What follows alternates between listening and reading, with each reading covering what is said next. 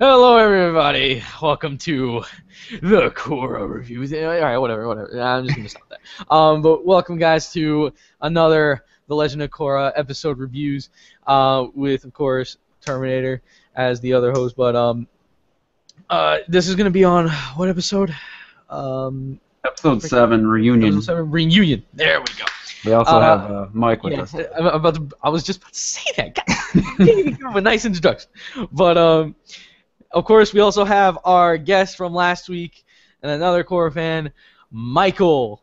So introduce yourself, man. Hey guys, yes, my name's Michael, but my YouTube name NW Order for Life. Happy to be here. Thanks. All right. So of course, let's on the first part speed things through for like we did last week, and then we'll get into the important points in just a bit after that. So Terminator, would you like to do that? Sure, I would love to. So this is going to be a speed recap, so bear with me. So Korra gets yeah, and spoilers as usual. We always forget to say at the beginning. But all right, it starts off with Korra getting reunited with Tenzin and Boomy and her dog, her polar bear dog, who I can't remember its name right now. I didn't write it down. But anyway, so that was touching. Then we had Bolin and Varric kind of walking through the woods, showing them, kind of all rough and ragged. Then Korra and Asami meet reunite for the first time in 3 years. They like each other's hair, and Korra blushes. Then they team up with Mako and Prince Wu for dinner, and then Wu gets kidnapped in the bathroom. And then it cuts back to Bolin and Varric. They meet with some rebels, some firebenders and waterbenders who are running from Kuvira, and they get captured by a net. And then cuts back to Asami and Korra and Mako looking for Wu, and there's like a car chase, and Korra uses some spirit vines to locate them, and there's a pretty cool car chase. And then that goes to, after that we got back with the rebels and Bolin, and they're going through some checkpoint. They get noticed because Varric and Bolin are fugitives, and there's some mechs. It's an epic battle. It was a really cool scene there. And Varric builds some little thing that takes out the mechs, and they escape. And then we cut to the train station with Korra. She tracks Wu onto one of the trains. They get on board, and there's like a confrontation with some metal benders. And then they get on top of the train. There's an awesome moment with Asami, but they get outnumbered, so basically Korra wraps them all in air. They jump off a bridge. They escape that way. And, of course, Wu asks Korra out on a date to thank for saving his life. And then basically we get Bolin and Varric getting on a boat, heading back to Republic City. And the big ending was Kuvira and Batar Jr. at the Spirit Swamp, and they were cutting the vines and the roots of the big spirit tree, and that's how the episode ended. And that was a pretty big moment. So let's go over it. All right. So basically, of course, I'll get into that later. All right. The thing is, the first thing, of course, where was Pabu that whole time? Well, Pabu's here. He's alive. Don't worry. He didn't get eaten. He didn't get nothing like that. Pabu's alive. He was with Naga all that time. Just chilling. They're just like, man, our owners never come back, are they? Yeah. I don't know. What do you want to do? Like, yeah, I want them to make, how they did with the first series? How they made the Adventures of like Momo and Appa and all like that. Where they talked and stuff. Yeah, they should do the exact same thing. Where it's just like that kind of thing. I would love that. That would really bring back stuff. Of course, she goes back, and it was okay. The way that it started out. I mean, it's just like I thought she was gonna like go to Tenzin and be like, oh, this is what's been happening with me, blah blah blah blah. But it didn't happen. Yeah, they kind of just really rushed through the reunion with Tenzin. I mean, it's been 3 years, and they just kind of, right through that. I mean, it was like a 40-second scene or something like that. Yeah. Hi Tenzin, bye Tenzin. That's basically how it went. Just like really. But there definitely could have been a little bit more to that, maybe. And then we didn't get the feeling if Korra was. She mentioned how she got beat by Kuvera, but she wasn't that upset about it. It wasn't. I don't know. I guess they didn't have to recap everything for us, but it would have been nice to see a little more time spent with Tenzin, I thought. So that was my. yeah, Would have been a good idea for her to like, kind of like just give Tenzin a hug and maybe cry in his shoulder or something, like how she's still not good enough and something to. I mean, because she didn't just lose; she got beat pretty Yeah, bad. she should have had some doubt or something, some insecurities or something going on when she met him. And basically, they didn't show her like change into her new awesome water tribe or water bending style outfit, or they didn't really do anything. They kind of just jumped to her meeting with Asami. So it was felt a little. They could have spent a little more time on that. I thought a little less time with Prince Wu getting captured. yeah, In the opening scene. freaking Wu always has to ruin everything. And, Like seriously, we already have Bolin. Like we don't need Wu. yeah, Mhm. Wu's just he's really I kind of felt bad for him at one point, but then all of a sudden now he's just still a douche. Yep. So honestly, I'm just like, screw you. You know what? We'll just go away. Like I can see him not mature whatsoever. I guess it runs in the freaking royal family bloodline where you're just like so snotty and bratty. But there was many points, of course, when they were reunited. I'm gonna have to talk about this. I can't. Freaking Korra and Asami. Yeah, guys. For all you freaking Korra Asami supporters, well, you're one step closer. Because I still did not get that part because it's just like she's just like, oh, I like your new hair, and then Korra just backs her head a little bit and be like, just blushing. I'm just like, oh my god, they're actually doing this. So I wasn't really expecting it since this is on like Nickelodeon, but I guess since it's on web series, they can bump up the maturity a little bit. Yeah, I mean, it was. Let's talk about that for a second. Like, I noticed it right away. Like Korra blushing because Asami tells her she likes her hair. That just felt like that's something like a girl would do when a guy compliments her hair. Like in a show like this. Like, it did feel a little bit like they were giving a nod to all the Korra Asami couple like people that want that union to happen. And I don't know, Mike, you probably didn't. Me and Games have talked about this many times before. I don't know. Did you pick up on that at all, or that little moment when they're? No, like, I did pick up. When I saw the blushes. I did. I'm just like, God dang it! Like they actually did it. I was just like, dang, okay. So that is their only option.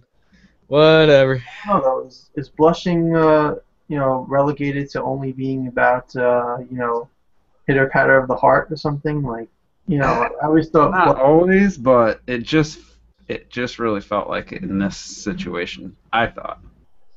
Well, maybe they were trying to, give a nod to the fans because, I mean, this is a progressive day and age, and they probably felt like, oh, they don't want to write into the story, but they'll just give you little, tidbits here and there. Mm-hmm. Yeah, because then she's just like telling Asami that she's looking snazzy as usual. Like she's noticed that she always looks good. So it was just, well, who knows? They'll probably never get brought up again. But it definitely stood out for me when I watched it the first time, and definitely the second time. I actually screen capped it because I was just like, wow, it's really.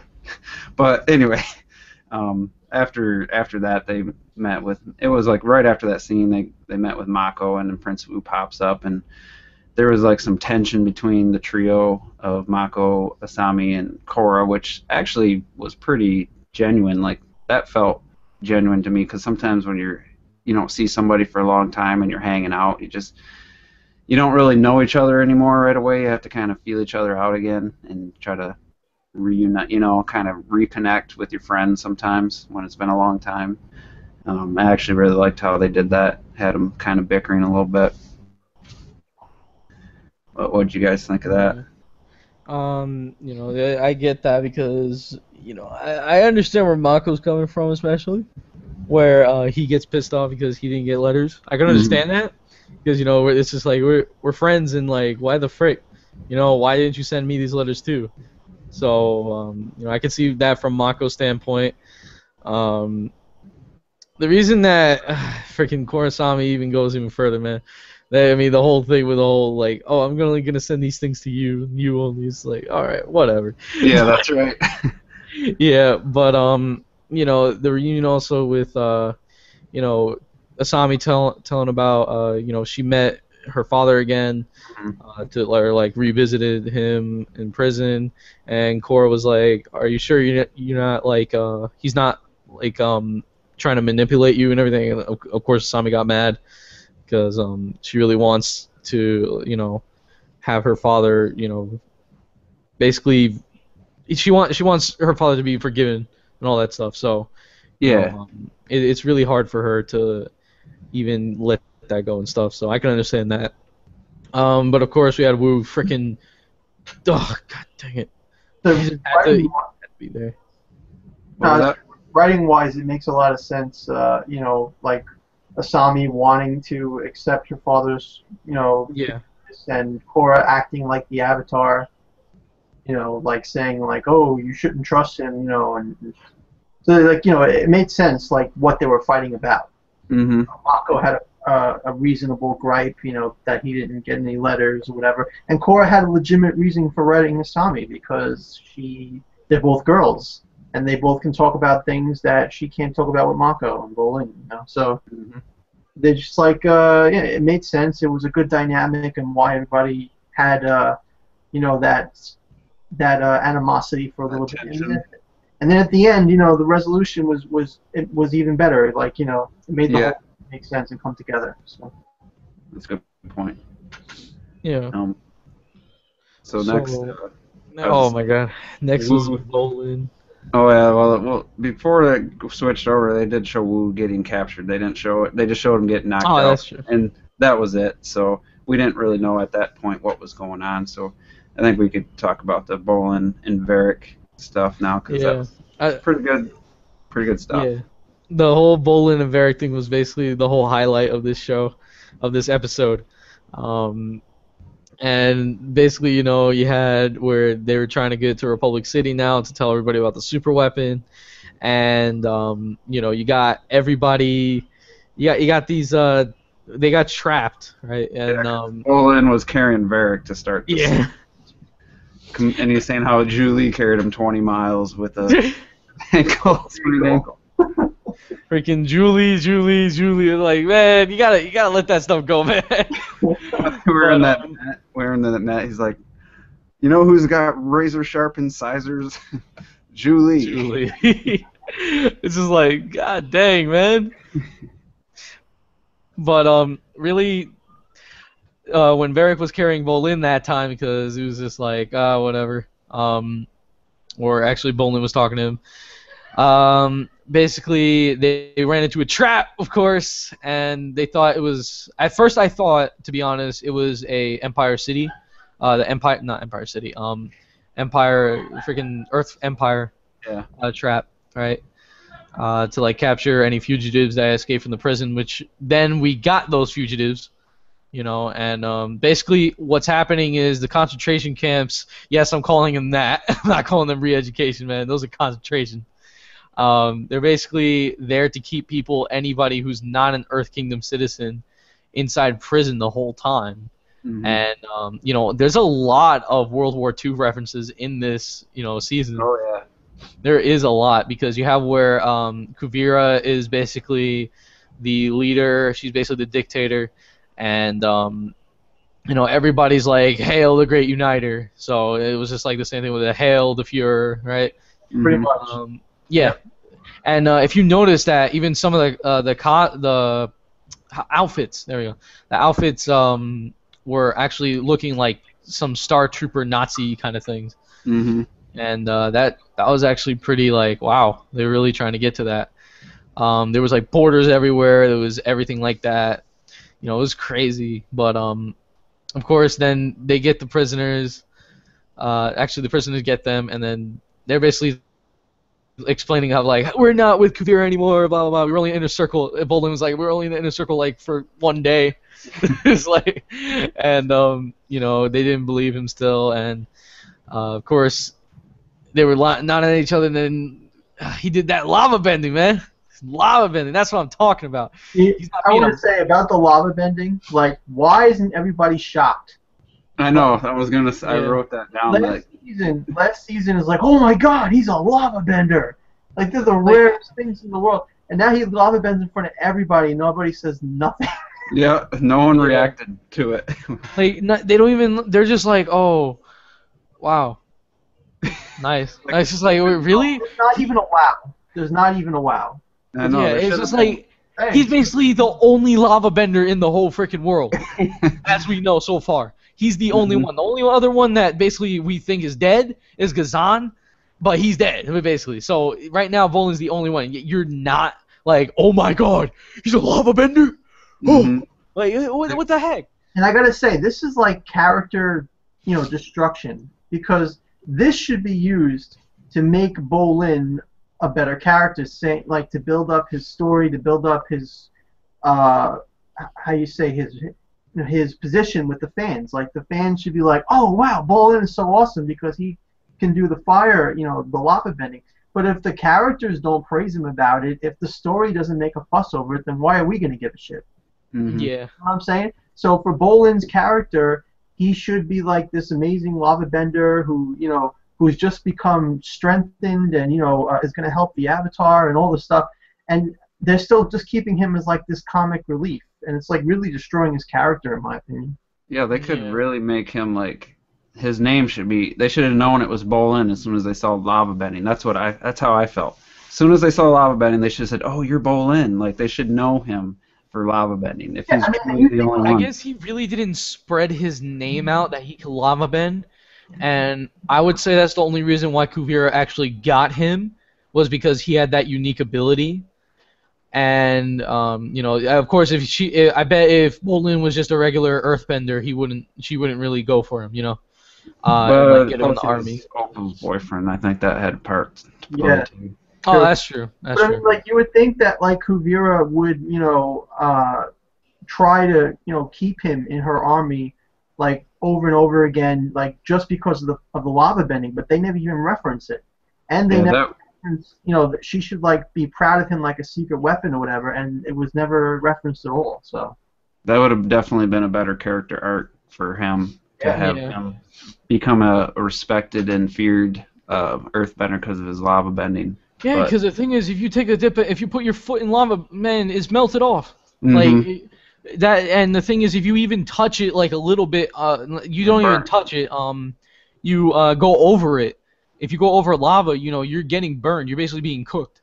So and he pretty much controls it like water too. He can make it cover large areas, and you can seal up entrances and things like that. But like, just imagine if all the soldiers, like, if he wasn't just a comedy relief, and if he was actually put in her inner circle, like he said, and like the soldiers looked up to him, and he led them around, and everybody loved him because of his lava bending, and he was kind of like, a famous lava bender on the army, then it would make it harder for him to leave, It would have just been so much better writing, but...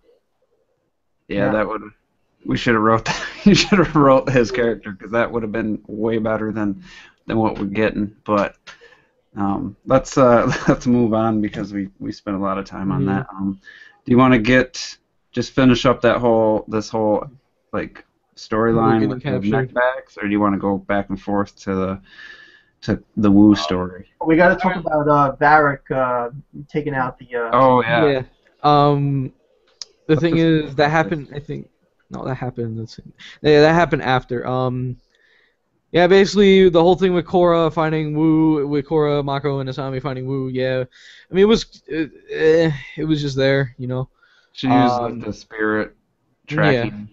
Yeah. So basically, she used spirit tracking, and that's basically something, I guess. Actually, I think Aang used that. Aang when he was at the tree. Yeah, when he was at the tree that time, he used it.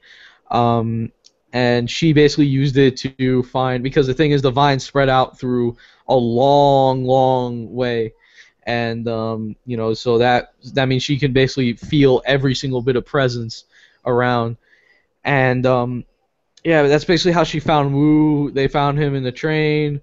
They fought some of Kuvira's supporters, and that's basically about that, And then Wu was just like, "Oh, take me on a date, whatever." Nah, and Korra was just like, "Get the frick out of here." Yeah, there was. I do like that they gave her another ability. She's rounding out her skill levels as an avatar, so the spirit tracking ability kind of it adds to her repertoire of abilities, and she actually used metal bending multiple times, which was interesting. That's the thing, though. Did you I'm just like, okay, now you're starting to take my statement from last week back when she was doing all this metal bending, because I was like, oh, she was rusty and all that. Dang, she was acting like she did that like every freaking day. Like she acted like she metal bended every day. Like, oh, she's just like, oh, I'm gonna open up the ceiling. I'm gonna freaking open up the truck. I'm gonna open up. I'm gonna block the metal little plates coming at me. Like, what the frick? Why didn't she do that with Kuvira? Why didn't she do that with Kuvira? I'm just like, wait. So is this like a whole outfit thing where now that you're out of that green draggy thing, now you're with your water tribe outfit, and now you're all of a sudden good? Like, I'm just like, what? But yeah, I just like, what the frick? Like, you basically are making me take back my words, because why didn't you do all this stuff with Kuvira? You could have basically metal bended her shoulder plates to freaking force choke her. Like, you could have done that because she had it on her. So that's the kind of the part where I'm just like, you know what? What the frick, man? Why did you not attack Kuvira? But whatever. It always bothers me when the plot is inconsistent. They show that the Avatar is sucky when it comes to metal bending, then she should be sucky when it comes to metal bending. They shouldn't just conveniently make her good at it so she could escape a train. I hate that. I hate when writers do that. They just, whatever, the fans aren't going to care. Let's just, it got better, within the short amount of time of the fight. It's like stupid. I don't like that at all. And I think the entire scene with the prince was pointless because nobody really cares about his character. He's not important, which is why he was dropped off. I guess the purpose of it really was so you can have the three of them bond. Yeah, I think that was it. That was the only real purpose. We could have had them bond in a different way and not have to do it in the way that it was done, in my opinion. It felt like a filler episode to me, honestly. That was when I got done watching it, I was like, I liked how it ended. It made me excited for next episode, but it felt like a filler episode. Like they weren't quite sure what to do with that storyline. But there was some cool moments. So like Asami does that awesome roundhouse on the top of the train, and maybe Korra she could just rip the roof open. It's metal, but Kuvira is just so skilled with those little pieces. She didn't even seem to try to like you said, that when she was fighting Kuvira, she didn't even seem to try to move the metal. So it does feel a little bit. It's a shame because the guy basically did the same exact thing where he was shooting metal plates, and all of a sudden she blocks them like nothing. Did she use air or did she use metal bending? No, she used metal bending. I think that's like the only way you can actually block those. That's a mistake too. They should never have shown a lowly soldier using Kuvira's attack. Mm-hmm. That's a mistake. That should be Kuvira's signature. Should be that. Maybe he's really bad at it. That's why it was easy for Korra to block it. Yeah, that's true. I mean, Kuvira is actually very skilled at doing that, as we saw like in the first episode. She basically got every single point. But it's like just wow. I mean, how can you just block all this stuff and open up the ceiling and all this stuff? You basically also when they jumped off the train, it's just like so she just made a okay. Like she was rusty. She's rusty. But okay. But yeah, that part was just a filler. Yeah, and then when they sent her to when they sent Wu to the freaking to the family of not royal family, Mako and Bolin's family. Yeah, at Asami's house. Yeah, at Asami's house. I was just like, okay, thank you. He's not gonna get rid of Wu. We shouldn't see him for a while. Yeah, thank you. Should we point out that like the Kuvira sent those people to capture Wu, and the implication of that actually means that she finds him as some sort of threat if feels the need to take him out? Yeah, I feel like I don't know, but I feel like they're just a bunch of supporters that want to get Kuvira. I mean, not. Well, actually, yeah, want to get Kuvira Wu, so that way they can get like some promotion or something like that, like some kind of position in their army. But it's like, I don't know. I really can't say if they really are working for Kuvira or they're just supporters, like wanting something. I think that was their mission. That's the vibe I got from watching it. Yeah. They were soldiers. They weren't just people and trying to get in the army. I mean, they had military uniforms and everything. So. Yeah, I think they were on a mission. That was their mission. What she had planned for Wu, she wanted to just kill him so that there's no heir to the throne. I mean, that tells me that she finds him at least a small percentage of a threat to her, to what she has going, if she's willing to take him out for it. Because either way, he's still a prince. So, because the thing is, Ba Sing Se is still a kingdom, and the whole Earth Kingdom is still basically a kingdom, but Kuvira just made it to like some kind of empire. So, it's really, he's still a prince, but I'm just glad he's finally just gonna stay over there at at their. I think that will free up Mako, I think, to not to Wu, and they can move on. So let's get back to the epic battle with the point. I just want to say that I don't think that the prince is really relevant, because like if she's afraid of him being like a symbol for the people to rebel against her, they've already got the Avatar for that. So I mean, they're gonna get behind the Avatar no matter what the prince does, and the prince is pretty much a laughing stock among his citizens. So I really don't see why she would even see the need to eliminate him, because any force that he would scrounge up, she would just eliminate with strength, And like I said, the Avatar, like everyone's gonna go rally behind the Avatar. So yeah, didn't understand that either. But go ahead. Yeah. But let's move on to this epic battle, man. Oh, freaking. Okay. They were bringing Bolin and Varric were bringing them acting like they caught prisoners, and also those escapees were acting out too. And then Varric was doing this whole Bolin started doing this thing like we were here to put some of these prisoners escapees in Camp 14. Like he's trying to be all like professional and everything. And then of course he almost got caught, but then Varric was just like, blah, blah, blah, I had to fight like, what was it, like 3 badger moles, freaking something. He was almost going to get dragged. Yeah, it was a long thing. I don't know, but and then of course everybody was like, ugh, like just let him through. So, so that's basically what happened. But then this guy that was inside, where the border is. It's like this little inside thing, and there was like posters everywhere. Apparently now they have posters everywhere of like, these are the traitors to the Empire, and that's basically what the guy said. Yeah. Traitors to the Empire! Like freaking what the freak? Hold the actual stage! I'm just like, god dang it. But kind of quick that they got those posters out there. Yeah. Well, I'm sure they got them to every checkpoint somehow. They got airships, so. Yeah, that's true. But yeah, and then of course they were all fighting. The escapees got out. Mechs are really mobile too. I wanted to point that out. Yeah, the mechs are just really like you can jump high, you can do all this stuff with them, and that's pretty like that's something that we got with the mechs. But I'm just like, dang, Bolin, man, going in with that lava, like he's just.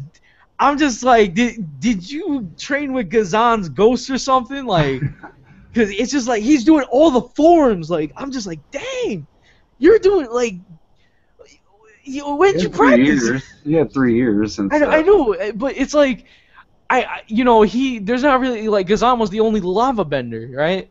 So the way that Bolin just lava bends, the first time he was just he's kind of new to it. Of course, he managed to stop the lava. He really wasn't able to create any.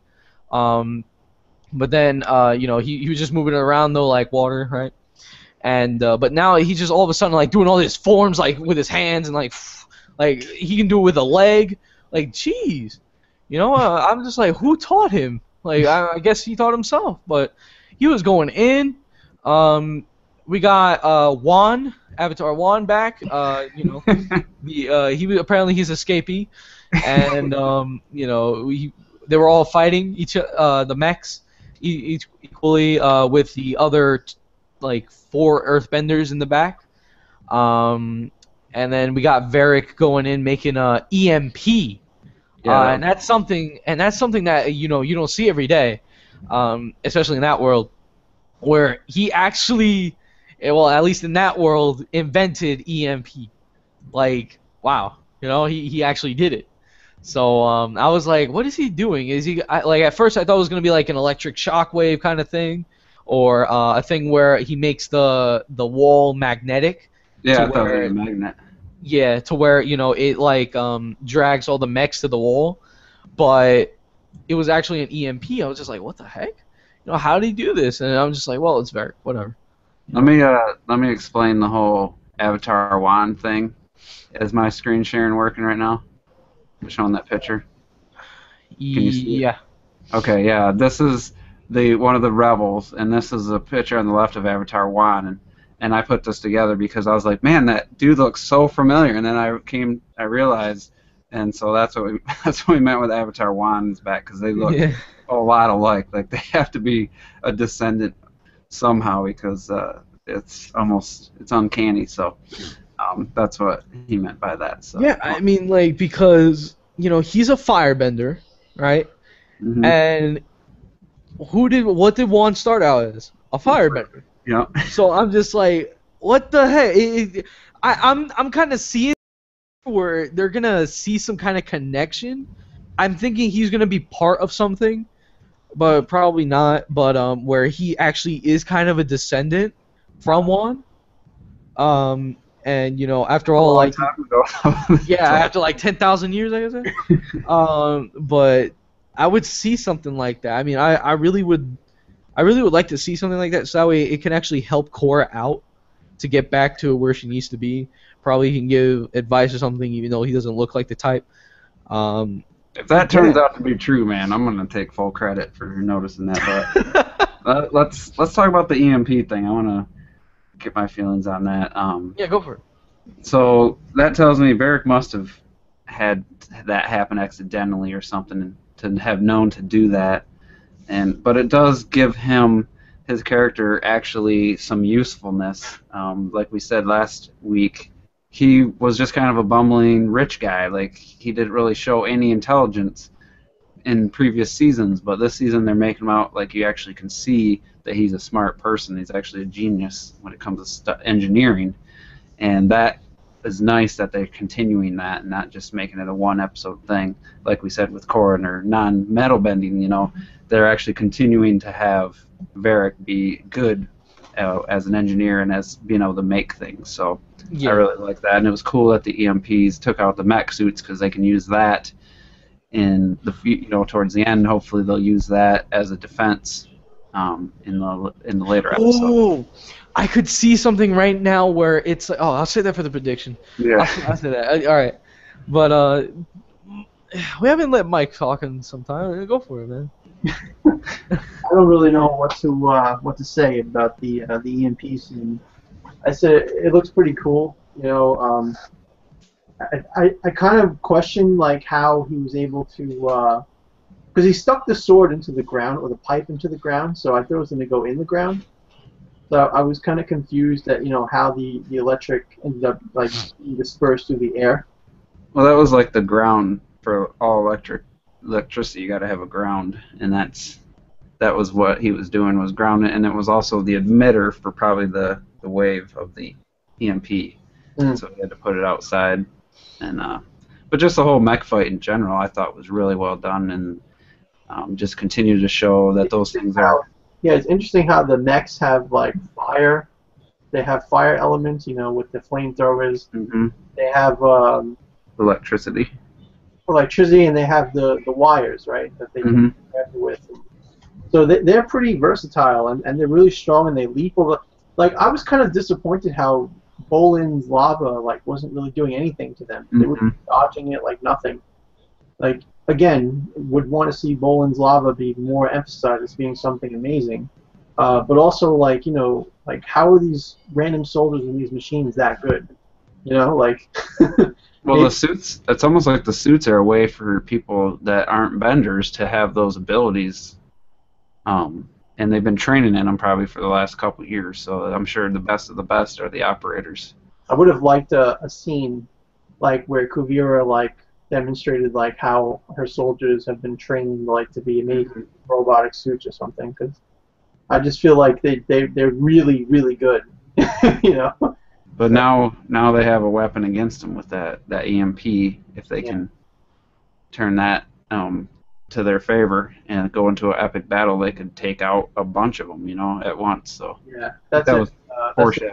He actually tells them about how he did it. But yeah, I imagine like Mako used lightning or something on some kind of metal piece and make an EMP or something. Mm-hmm. Be interesting. Yeah, so for me that was you know, one of the better action sequences we've seen in a while, and you know, it was kind of good to see Bolin. He got beat kind of, but he was holding his own. You know, he's not as helpless as he used to be in previous seasons, and you know, the part where he went back to rescue or help the rebels, that seemed like the obvious thing to do. I don't know why it was even a question, but he went back and that's when he threw the lava. Like, he just made a tidal wave of lava. He should have done that against the mechs, but so I thought that was kind of cool, and you know, how they kind of joined forces, and now they're going to get on a boat with those rebels who are all different kinds of benders, and you know, I think well, I'll say it for the predictions, but I liked how that kind of came together, and I like Varric and Bolin kind of getting along, and kind of their story it worked for me in this episode. I thought it was probably the highlight, so I liked it.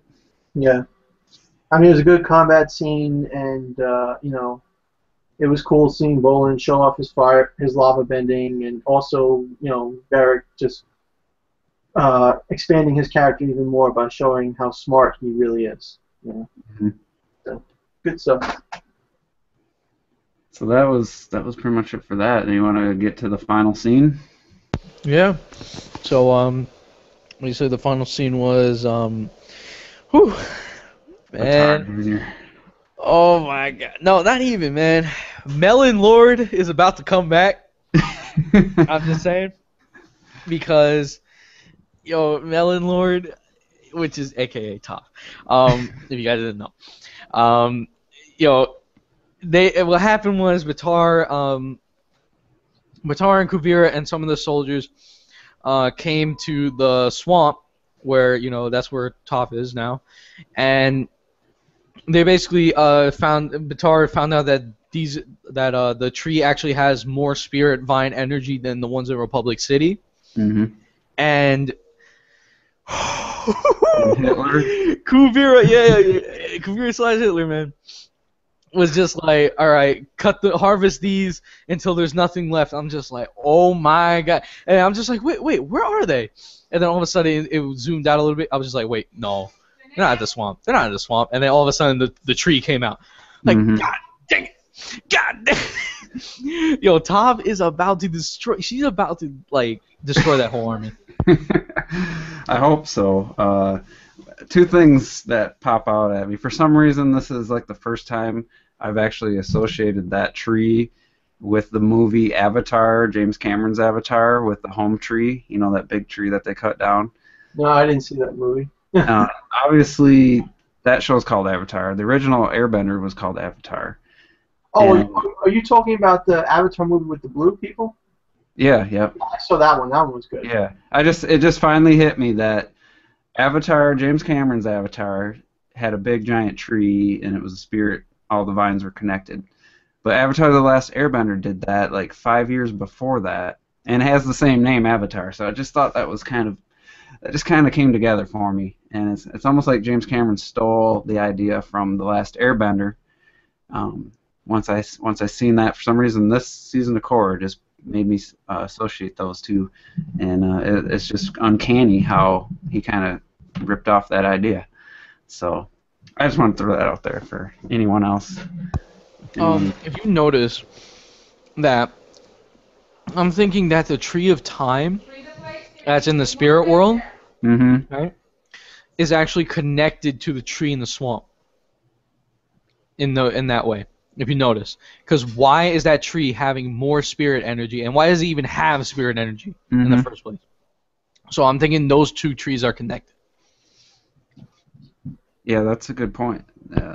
So it probably is the non-spirit realm version of the Tree of Time. So that's cool. And I just wanted to say too that I agree that Toph is definitely gonna have to kick some ass if they're gonna cut down those spirits. Someone has to stop them, because the world is not gonna be in balance if they cut all those vines and cut that tree. Then the world's gonna be completely out of balance. And I don't know if they'll go that far and destroy it, but that will be part of the predictions part that I'll talk about. So Mike, I guess what was your thoughts on that final scene? I mean, it was. Well, I can't say I was shocked, because I actually, kind of was spoiled about it, because I watched a review about the episode before I actually watched the episode. Oh, nice.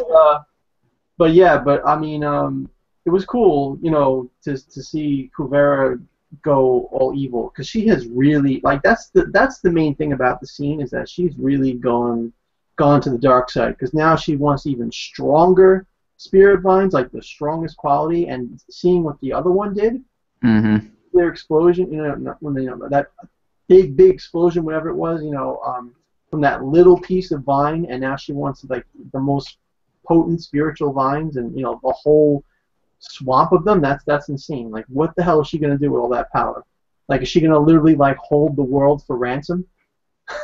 Yeah, because that's gonna be like going from the original nuclear bomb to now what do they call the new ones that are just like infinitely more destructive now that they've perfected or whatever and worked on it. Like the first nuclear bomb was like a thousandth power of what the new one is. Like, it's just kind of like that. What is she gonna do? I mean, is she gonna, like you said, if they're gonna hold the world ransom? Does she want it to make bombs? Or, I mean, it's just, she's gone definitely dark side on us. And we kind of in the beginning, me and Rosa were talking about how she's not really like evil. She's just kind of a bitch, and she knows what she wants, and she's trying to unite. But now they're just kind of making her just straight up a villain, like, no question about it. Because some people were saying that she's not even the villain, that we're going to find out the true villain somewhere later on. But she's definitely the villain of this season. Like I said last week, the best villains are the ones that don't tell you that they're villains. Yeah. They're actually, got a purpose to this, and maybe they're right in some kind of way. That's the best way, because she's been keeping her agenda secret the whole time. She didn't care about uniting the Earth Kingdom. She wanted to build up power so that she could, create an empire so that she can take over the world, just like Hitler, pretty much. So there's the World War II, similarities again. Yeah, it was we're seeing a little Star Wars in there. We're seeing a lot of World War II references now. I mean, they're definitely borrowing. Yeah. And adding to the World War II thing too. I mean, only Earth citizens, are okay to be a part of her empire. Not Fire Nation, not Water Nation. She locks them up in concentration camps, like you were saying. And even the people, like in World War II, the ones that sided against Hitler that were German, they were killed.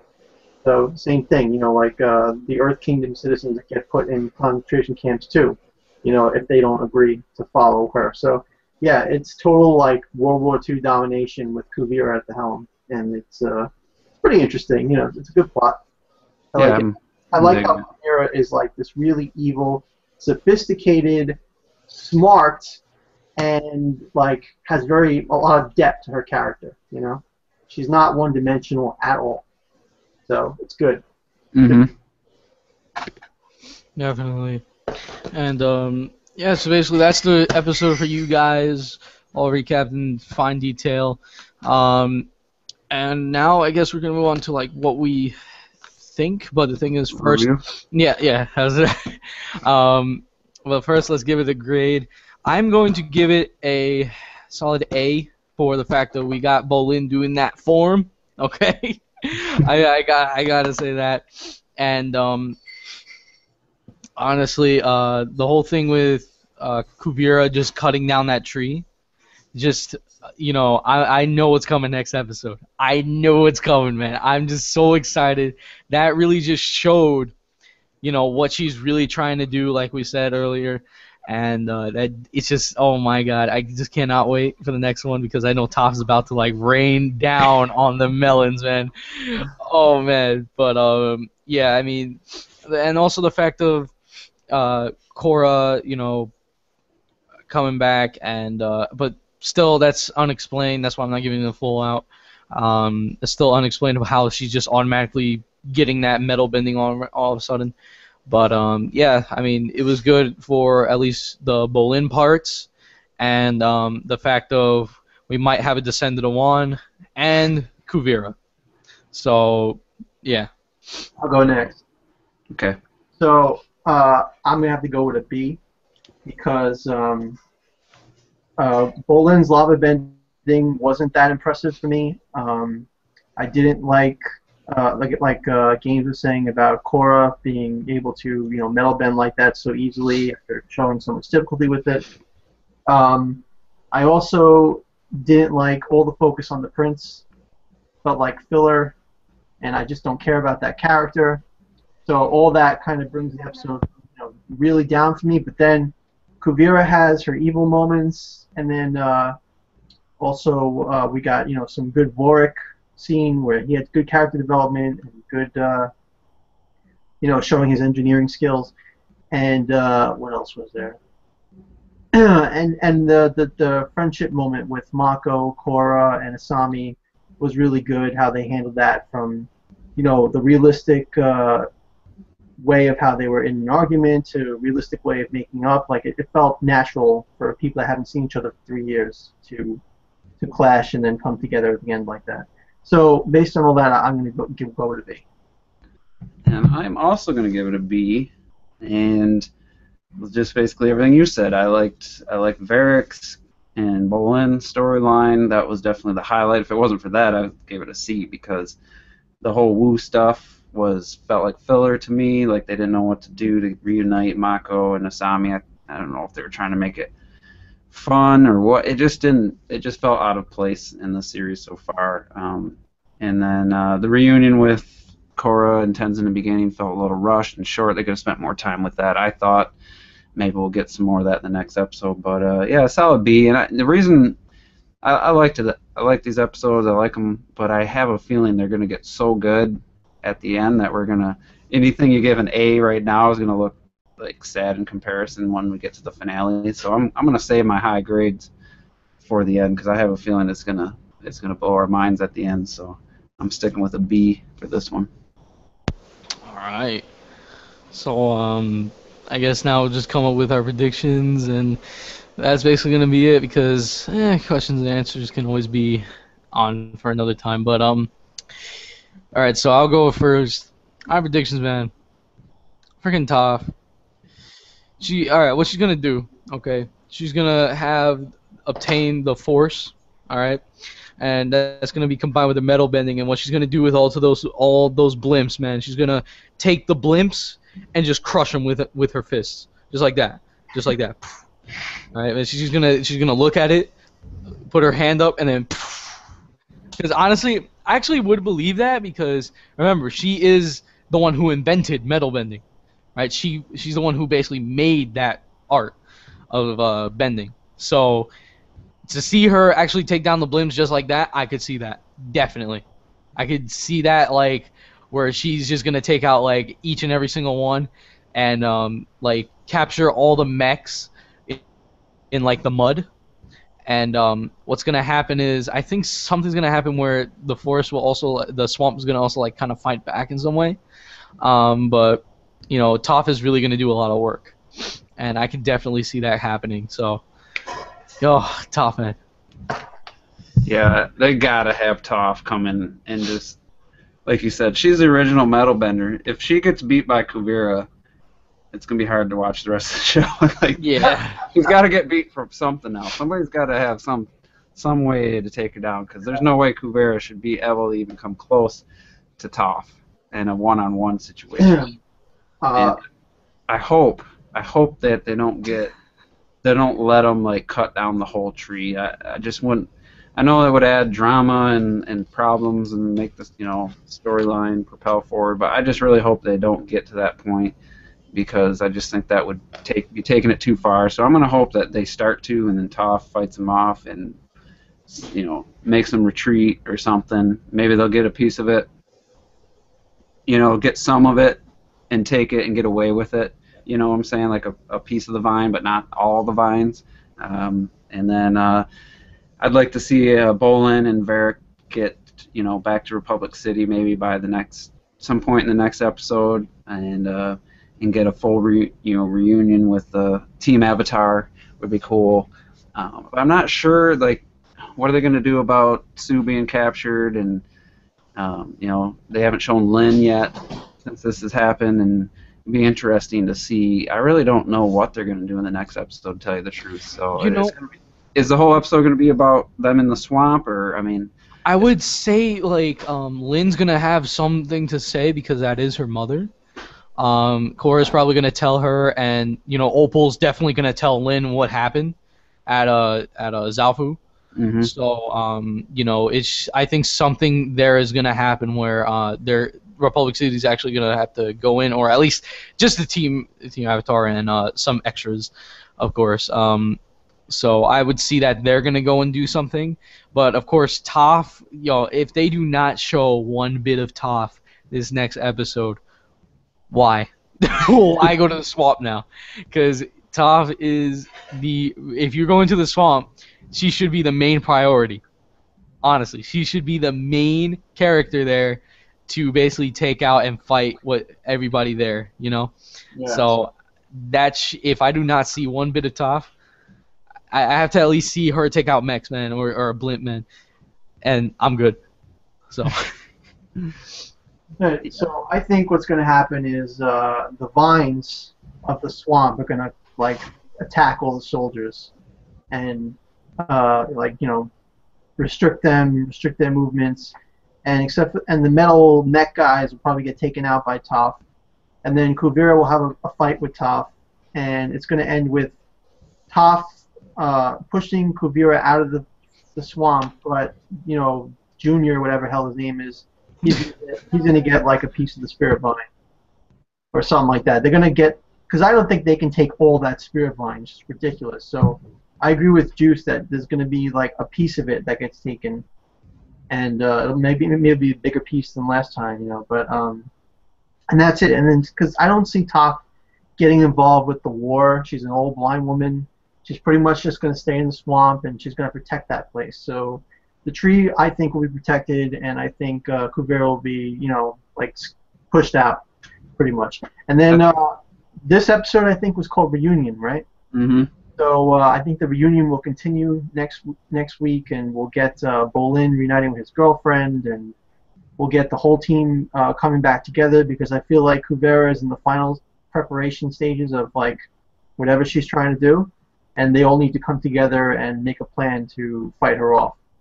So, like I said, I don't think Toph's going to be involved. I think Toph is probably just going to appear in the episode, fight her off, and then stay in the swamp and meditate or whatever she's going to do.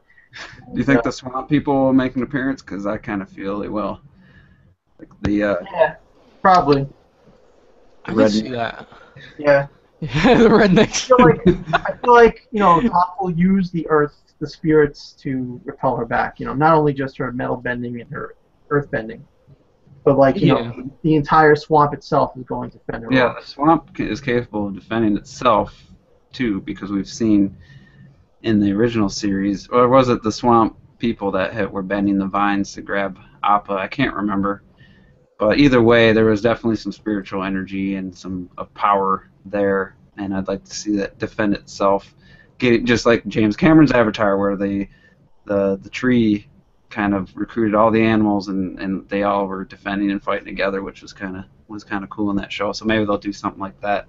But I do have a question. We don't have the app open, but Derek Steelfox said that he's not able to watch. He can't get Nick.com to work. He hasn't been able to watch this season, and he said Mega had a link. You have a link to maybe a good place to go to get the episodes. Maybe. I kind of forgot about that. Shoot. Yes, I have a good link to watch all the episodes. I'll give it right now. Actually, I'll put it right now. I'm doing it right now as we speak. Right now, as I'm trying to delay myself right now. Yeah, right now. I'm doing it right now. Page, or you can do it in this chat. I shall do it. In both. In both, exactly. I shall put the description here. All right, there's the link in the chat, and then I shall put it in the bottom. Does that have all the seasons? All the seasons, yes. Right there, that was the link to season 3. But if he can find, basically all he has to do is just type in on the search bar on the top, it just be like Legend of Korra, and that's it basically. It will show season 1, season 2, season 3. It came up book 4 first, so that's. Yeah. Don't worry, that's like just type in the search bar and then you're good. You're basically good. Okay. Cool.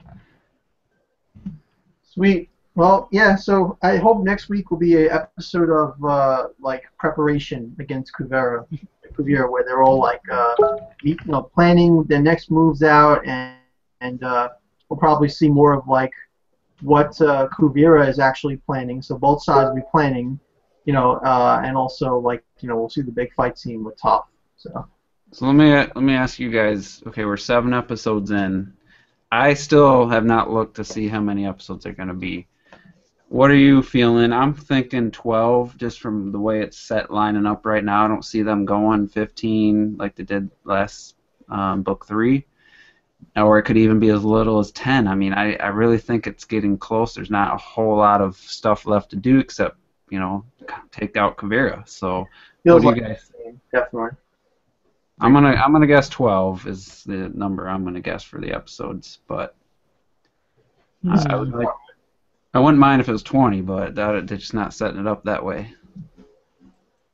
I mean, if they're gonna make it where Kuvira's not gonna be taken out that easily, and there was actually, remember in the trailer, that White Lotus temple that Mako and Korra went to. So I think there's gonna be more to it. Especially where, I think the Fire Nation and Water Nation and Air, I guess, yeah. I mean, I don't know if they're, but the Air Police will, they'll all join together to stop Kuvira because she already has a big enough army. So I could see, well, basically we already saw most of the stuff that Korra did in the trailer that she did in this episode. Yeah, I was going to say that. So I wouldn't say she's really coming after Republic City anymore, since she found that vine stuff at, inside the Earth Kingdom. Mm-hmm. So I could see more of what's going to happen is like probably a world war, something like that. So yeah, I think pretty much the trailer for this book is they've shown almost every scene. So, and we're 7 episodes in. That's why I kind of think it's getting close. And just real quick, the next episode is called Remembrances. All right. You know what? Because the thing is, the director of the show actually said they're gonna tie in everything, right? So we're gonna find out who's Lin and freaking Sue's father. We're gonna find out who that is. Huh? Do they have the same father? I can't remember. No, they have a different father, but we're gonna know who are they. All right. I just had an idea. Yeah. I mean, to cut you off, but since now maybe we can look ahead to the name of the episodes. That will give us a little bit more to base our predictions on. If it's called Remembrances, that definitely leads me to believe it's going to be a different episode than we think by the title. So I say for next week we should probably look up the name of the next episode in advance, so that maybe give us a better guide of our predictions. But so anyway, Remembrances implies that you'd be remembering something. So maybe we'll get Tops Past. Yeah. Probably. Yeah. Maybe this could be a whole episode completely separate from the current story and just fill us in on some backstory or something. We can see. They also said we're gonna this season is basically gonna tie everything that all your questions, right? That you always want to answer. You know, who Zuko's did mother? Yeah, who well, except for that, I think that was solved in the comics. But everything's gonna be a question: who's Zuko's wife? Who how is the Fire Lord now? The Zuko's daughter. It's gonna tie everything basically. We're gonna see who did what and what did who, and yeah. So that's basically what's going to happen throughout this whole season, and I could see them really explaining a lot. They're really I think they're gonna go back to the Fire Nation. I think they're gonna go to, well, the thing is, Eska and Desna. I think they'll just do it because they just love to kill, I guess. But they'll do it, of course, and of course Republic City will be into that, and they'll have the United Forces. So yeah, I could see a lot coming in for the next 5 episodes and everything, whatever's left. But yeah, so I guess that's basically it for this. Yeah, we got an hour. Yeah, we got an hour. Wrap it up. Yeah. So war. I said I think it's pretty simple to show a world war within a couple more episodes. Yeah, definitely. It's going to be Earth Empire versus the rest of the world. So I could definitely see that because they want to stop Kuvira. All of them want to. Even though they have the medal and everything, that doesn't mean anything because, to be honest, I think the Fire Nation's good because how much medal did they get during like the 100-Year War, and also where the fact that as the North and South poles, you have basically 2 huge forces, right? Yes. So it's not, you really have a huge army there. Right. When you factor how they know that the Avatar is on their side with the Avatar state, and they have all exactly coming together, there's definitely no reason not to invade because they'll just take the medal that they can't get now. Yeah. So it's really not gonna be a problem. Everything's gonna be fine with that. But yeah, so you could definitely see something like that happening because this super weapon is definitely gonna make all the nations join up together, except for the Earth King, of course. But it's gonna at least make all the remaining nations join together because of this weapon. This weapon can actually cause, I guess, a nuclear explosion. Yeah. So definitely, there's gonna be something going on there. But yeah. So I guess that's gonna be it for this episode. So we're gonna do our little sign outs here and. Well, you guys already know me, Night Gamer Man, woohoo. Alright, now Terminator and Michael, go for it. Whoever wants to go. Alright, it's Terminator Juice, and great discussion, guys. I'm really enjoying these reviews. It gives so much more meaning to the episodes. Like I get so much more out of it talking about it with you guys. And yeah, just really enjoy this. I thank everyone who watches and usually submit questions, but somebody forgot the Q&A app. But so thanks everybody for watching. If you're enjoying this season as much as we are, I'm sure everyone that's a fan is, and let's look forward to more reviews and more great episodes. So we'll see you next Saturday. Thanks for watching, guys. Again, my YouTube name is NW Order for Life, the 4 being the number 4, and I do anime reviews on my YouTube channel, and I did an unboxing video, and I got some game reviews on there too. So check it out if you'd like. I'm really happy to discuss Korra with my 2 friends here, and looking forward to next week. So thanks, guys. Have a good night. Take care.